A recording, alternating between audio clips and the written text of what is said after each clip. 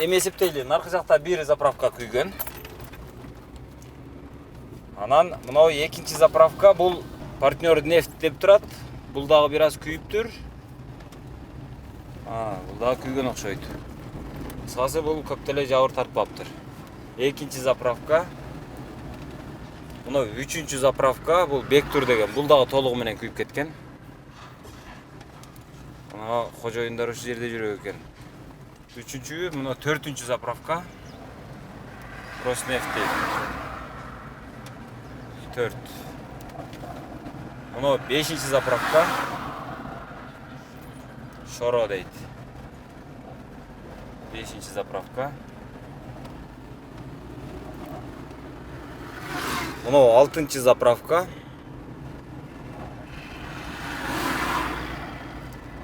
Алтынчысы болсо. Мына жетинчиси.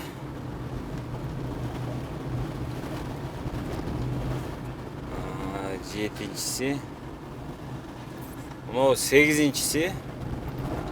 Келечек дейт. Газпром экен бул. 8, 9.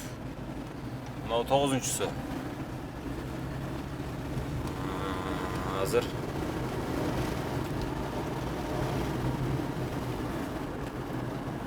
Мына 10-нчусу. 11-нчиси. 12-нчиси. 13-нчүсү. 13. 14. 15. Жалпысы 15 май коюучу жай экен. Ушул 15 май коюучу жайдын бардыгы талкаланган. Бардыгы бузулган. Ушундай. Мына калың бак бул тажик тараптыкы. Азыр кыргыздардын арасында эки башкача пикир бар. Мына жол кыргыздардыкы деген дагы түшүнүк бар. Бул жол тажиктердики деген дагы түшүнүк бар. Мына биз кетип аткан жол. Бирок азыр кыргыздар дагы тажиктер дагы ээн эркин жүрө берет экен. Бул жалпы колдонуудагы жол экен, ушул эки өлкөгө тең. Азыр эме жергиликтүү тургундар баягы сиздер өзүңүздөр уккандай ушул жерди бүтүндөй тосуп берсе деп атышат. Жол биздики деп атышат. Бирок тажиктер дагы бул жолду көп эле колдонушат экен, ошондо бул кыйла эле талаш болчудай жер окшойт.